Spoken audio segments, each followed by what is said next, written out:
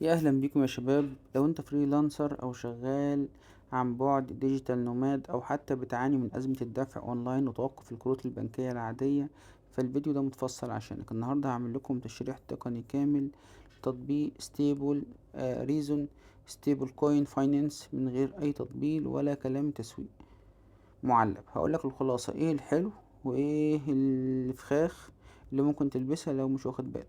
كوباية قهوتك وركز معايا. ايه هو ريزون بالضبط؟ تطبيق ريزون ببساطة هو كوبري بين عالم الكريبتو المعقد وعالم الفلوس الحقيقية. التطبيق ده بيديك حساب امريكي تقدر تستقبل عليه وتدفع منه في اكتر من 122 دولة. فكرته انه بياخد العملات المستقرة زي اليو اس دي سي واليو اس دي تي اللي سعرها مربوط بالدولار، ويخليك تصرفها عن طريق كارت فيزا عادي جدا. المشكلة اللي بيحلها عمولة التحويل الدولية البشعة وصعوبة الحصول على كارت دولار شغال اونلاين من غير قيود في بعض الدول.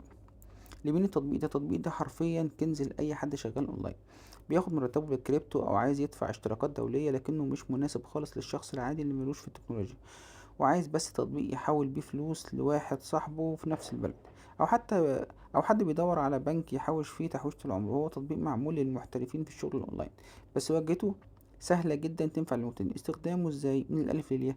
بتنزل التطبيق وتعمل حساب، وهنا هتدخل على اهم خطوة، توثيق الهوية KYC.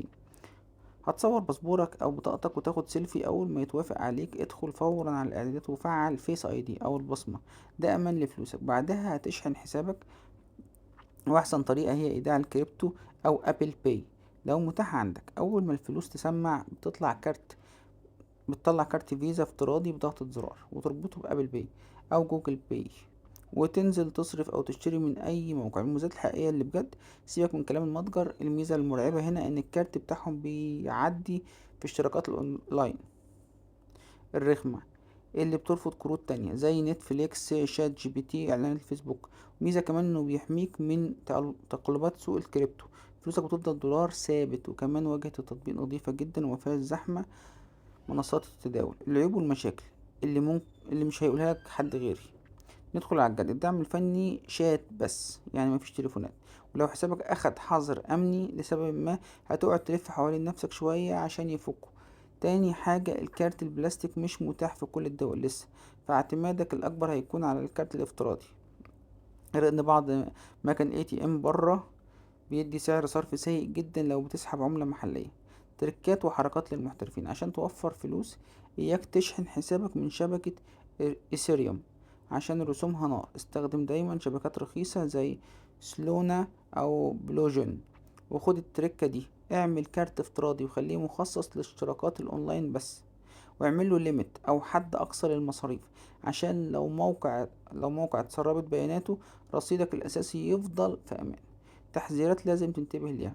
التطبيق دوت محفظة مصاريف مش بنك مركزي، يعني ما تحطش فيه مبالغ ضخمة وتنام عليها. ليه بقى؟ ده ممكن توقف حسابك فجأة لو شكت في اي معاملة غريبة. كمان خد بالك من صلاحيات الموبايل، اديله بس صلاحية الكاميرا وقت التوثيق، ومفيش داعي لصلاحية الموقع اللوكيشن طول الوقت عشان ما يسحبش بطاريتك. الفخاخ التسويقية، التسويق بيقولك صفر رسوم مخفية، لكن الحقيقة ان مفيش حد بيشتغل ببلاش، وهما بيكسبوا من السبريد، فرق سعر الصرف البسيط وقت التحويل، من رسوم السحب من ATM. فما تنخدعش بكلمة مجاني في 100%. ازاي ممكن يتنصب عليك؟ اكبر فخ نظام B2B بره. تطبيق يجي نصاب يقولك حول لي USDT على حسابك في ريزون وهبعتلك كاش. تحويلات الكريبتو ما فيهاش استرجاع، تشارج باك او تشارج باك زي الفيزا العادية. لو حولت العنوان غلط او النصاب الفلوس طارت ومش هترجع.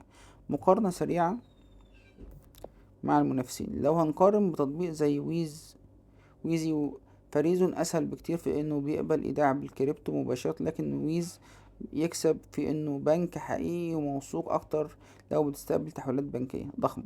ولو هنقارنه بباينانس باي او ريزون يتفوق ان الكارت بتاعه فيزا بيتقبل في اي مكان اكتر بكتير بدون تعقيد. الخلاصة، يستحق ولا لأ؟ بصراحة يستحق جدا لو انت فريلانسر او بتعاني او بتعاني من مشاكل الدفع الدولي، هيوفر عليك لفة طويلة وهيخلص لك الشغل. لكن لو انت شخص عادي استخدامه كله جوه بلدك ومبتدفعش بالدولار، وفر مساحتك وما تنزلوش. لو ما كنتش عارف التطبيق قبل كده وعرفته من خلال قناتي، شير ولايك وسبسكرايب. لينك التطبيق اسيبه لك في الديسكريبشن.